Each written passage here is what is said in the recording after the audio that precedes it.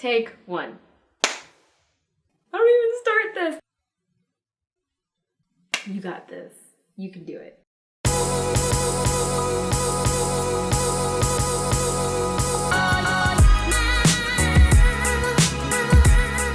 Hi guys, I'm Alex and I am a martial artist. Some of you may already know that because one, you are from my studio and you're watching this on our studio Facebook page, or two, you are from my Instagram and you see me post a lot of kick pics or other martial artsy posts. A little bit of background information about me. I've been practicing martial arts for 11 years now and teaching for 6, so you can basically say that I'm at my studio a lot. And so throughout those years, I've developed certain tendencies that I do outside of the studio. So yeah. Example number 1 is using your feet.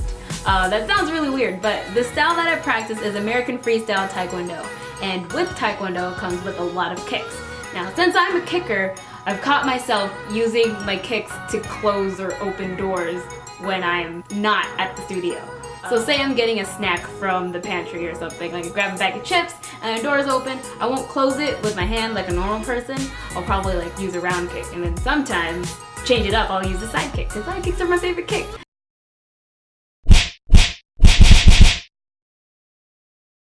But yeah, I'm a martial artist and I close things with my kicks. Example number 2 is multitasking your training with everyday activities. Now this example can also be a training tip for you if you're a martial artist.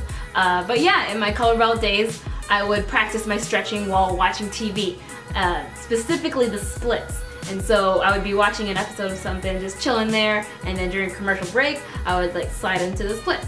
And it doesn't have to be just stretching, it can be practicing your kicks or holding a stance while reading a book, any of that. So yeah, multitask your training with stuff that you do at home.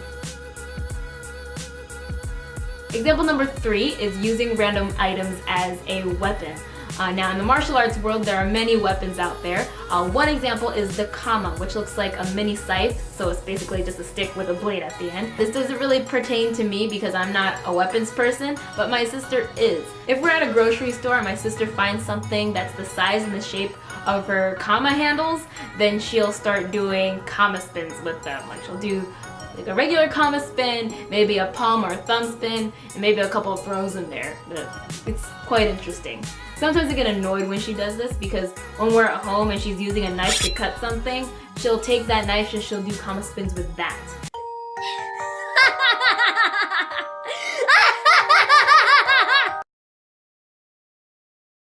Now, I yell at her because if you drop it, you don't get disqualified. You could potentially stab yourself in the foot. Don't do kama spins with your knife, kids. Example number 4 is bowing into facilities that are not your studio.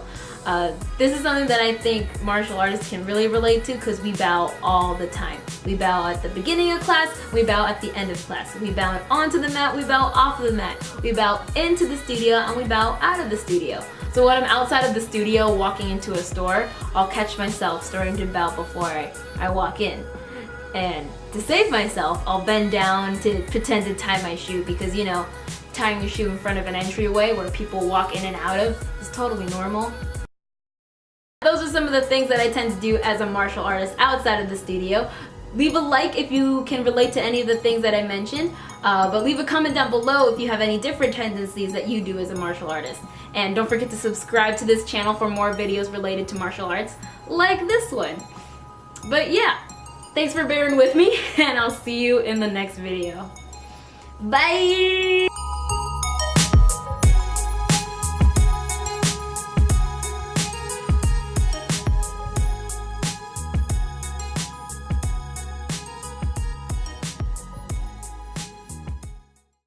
Action. Seriously?